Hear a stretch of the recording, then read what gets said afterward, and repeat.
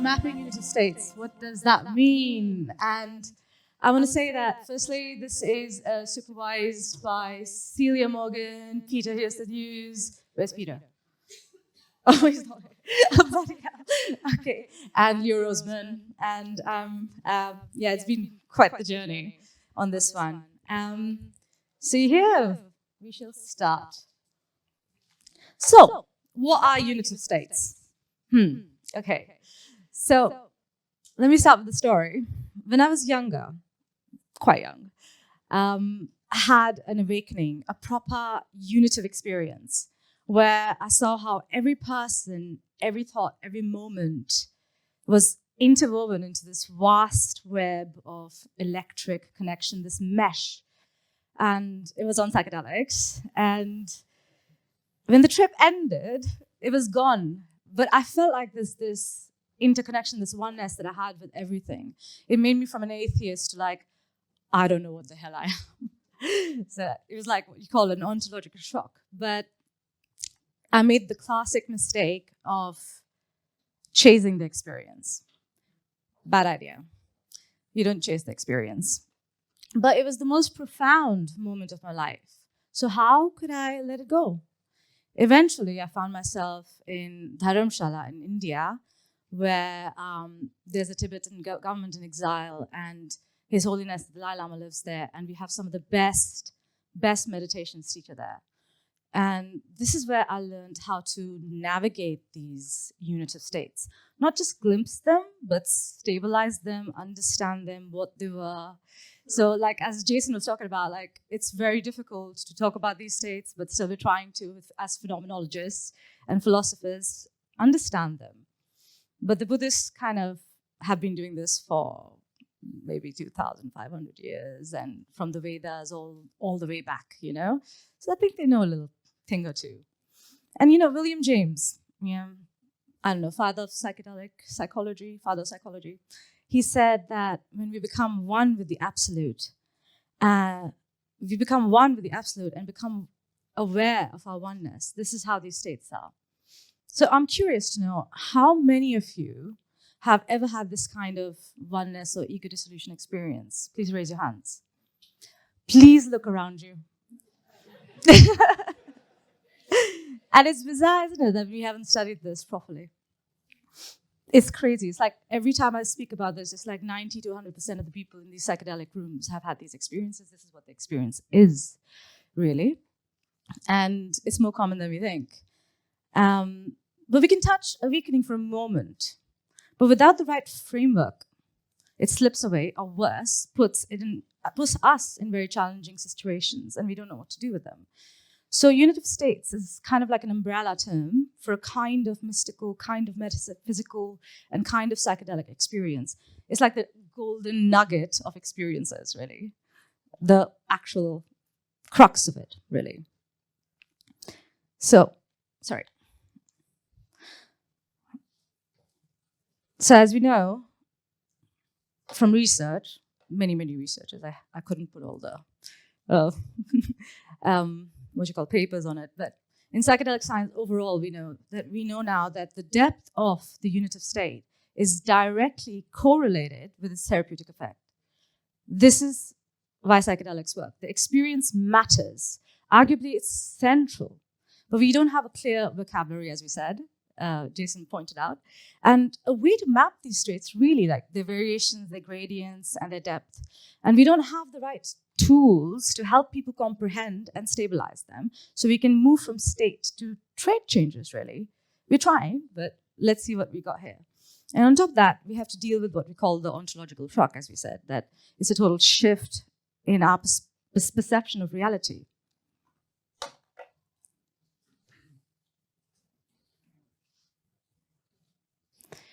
So here's something very fascinating. Meditation is very interesting because what psychedelics do is triggers these changes, this reduction in the self-referential narrative, this story of me, this identity of me, this me, I come from here, I am identified with this is my name, the concept of me, who I am really. It disrupts it, it reduces it. And meditation, what it does is it trains this. So this is why structured contemplative training really matters to navigate these states. I think it's very key to understand why psychedelics work. And I think this is really the reason why they work from a contemplative point of view. And not just the mechanisms, but the why. Like, why is this helpful? So this is what contemplative science says, that is because you have this reduction of the self-concept. Now, this is very interesting. A couple of days ago, Courtland Dahl, who's from the Center for Healthy Minds, Richard Davidson, who's one of the top contemplative scientists, started. He wrote an article about what the contemplative world is thinking about psychedelics. Psychedelics can open the door to what's possible. Meditation offers a roadmap to transform fleeting epiphanies into enduring insights. Together, their impact may be greater than the sum of their parts. So this is what we think about it.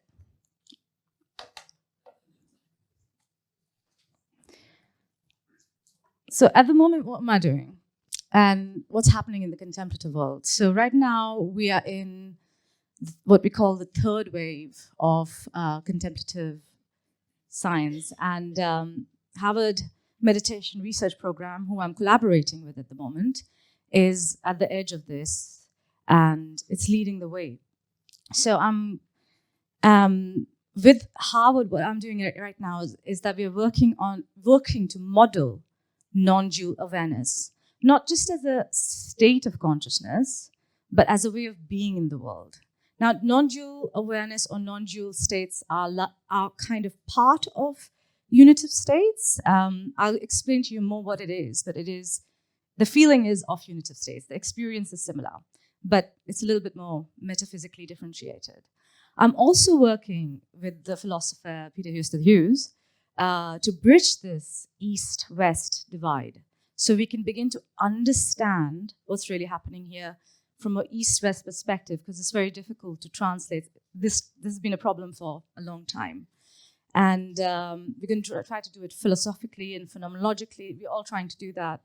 And yet, despite all its interest, we still don't have a coherent explanation of what this really is.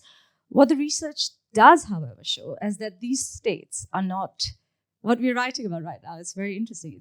They're not completely ineffable, as we often think they are, but they're not easily codified either. Still, it's essential to study them, because we're learning how to if you want to learn how to stabilize these states, and this is kind of central to psychedelic science. So, where do we learn? Where do we begin? Really. So this is where I take you back to what my research is, which is coming from the Nālandā tradition. This is very special to me. This is the tradition I come from, because I'm also a practitioner.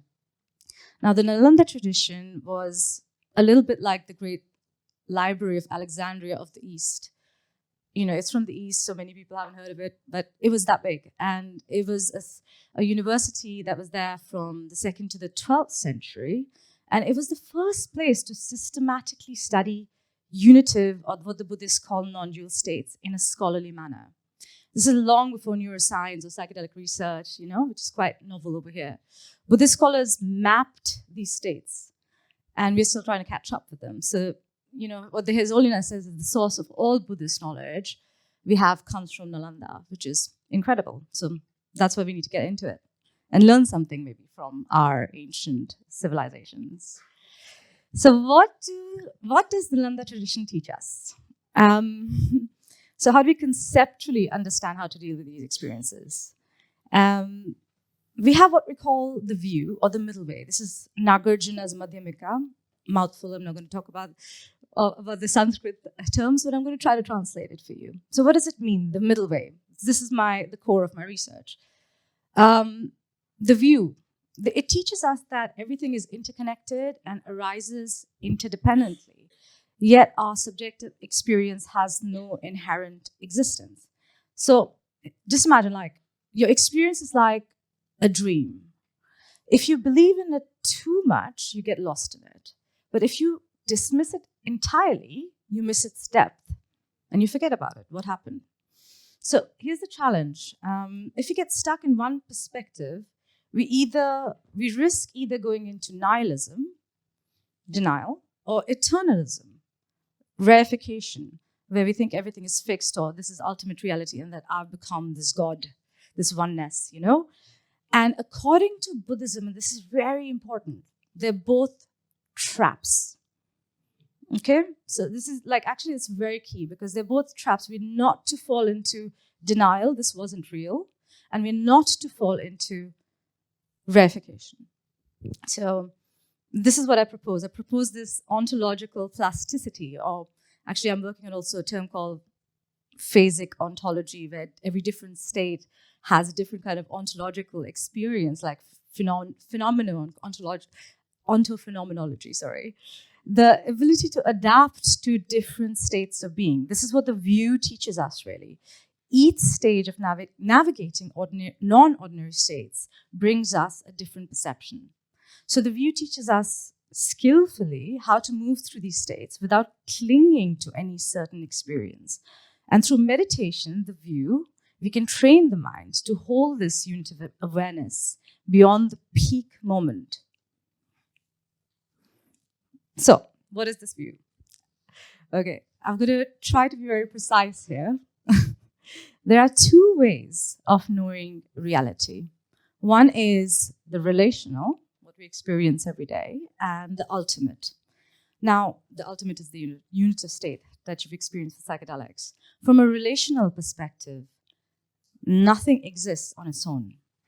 Everything depends on something else. So the self, for instance, arises from causes and conditions, our parents' union, the food we've eaten, the education we've received. It all depends on many, many parts, our body organs, our thoughts, our sensations, moments of awareness. And the mind labels this flux and complexity as me, the self-referential narrative.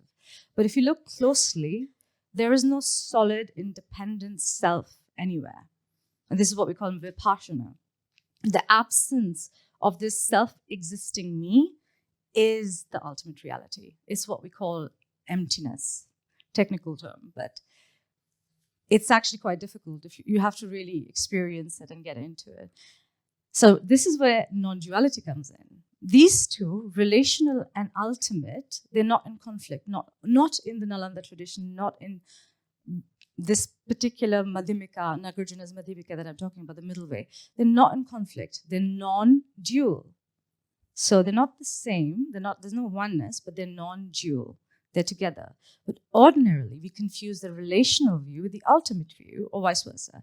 And that mistake distorts our perception and underlies much of our suffering. And when we realize the ultimate and relational truth are interdependent, the world appears sort of light and transparent, imputed by the mind, not bound by essence. And this, to see this clearly, is this luminous freedom, liberation, or what we call in Buddhism enlightenment. So, the ultimate and relational are not two different things. They're empty, interdependent, and inseparable. So how do we train this? Meditation. Now, meditation, we always think, sitting down over here and doing this kind of like watching your breath. It's actually kind of more complex and much more simpler than that. Meditation just is recognition, and recognition of this innate awareness, not of this self-awareness and stuff that Jason was talking about. I'm talking about this innate awareness, just consciousness watching itself. Like all of you know that you're listening to me. So this knowing, this awareness that you have, this is what we're pointing to. So it's just to recognize that awareness. And through that awareness, we'll get this wisdom, which is in us, that of these two realities, the view. And it's always paradoxical. And then this loving compassion towards everyone else, towards the other, because it's unitive, at the end of the day. This is something you just understand. This is your true nature. So meditation teaches us to do that.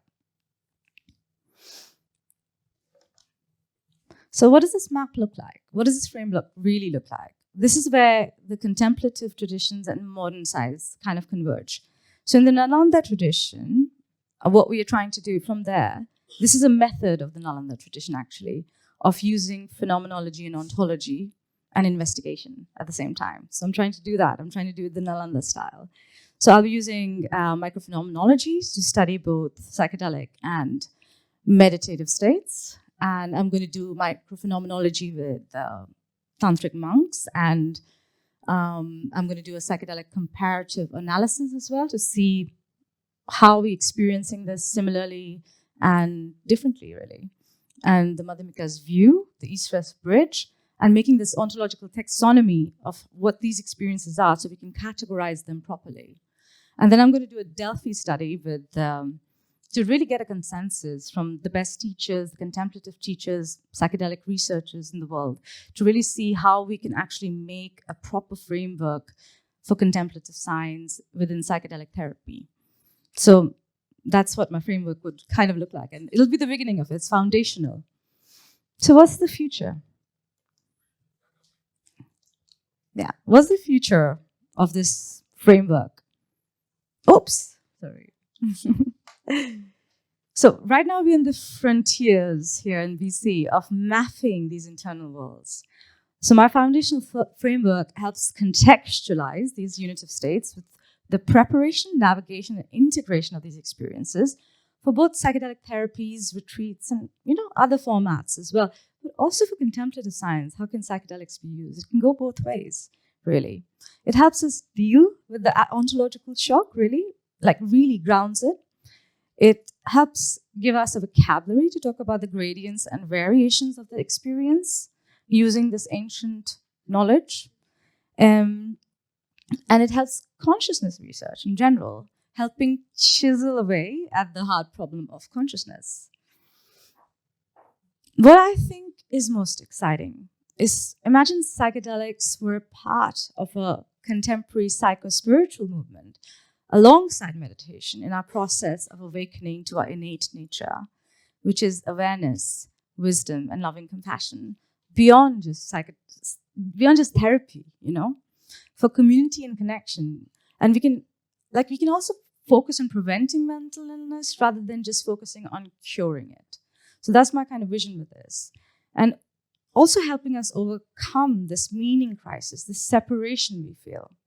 It's important to know also that the contemplative field is secular. So you can be an atheist, like a hard-nosed atheist. You can be a physicalist. You can be a Christian, whatever you want to be. But these are practices, These are not like belief systems. They are investigations. So this is my last message to you.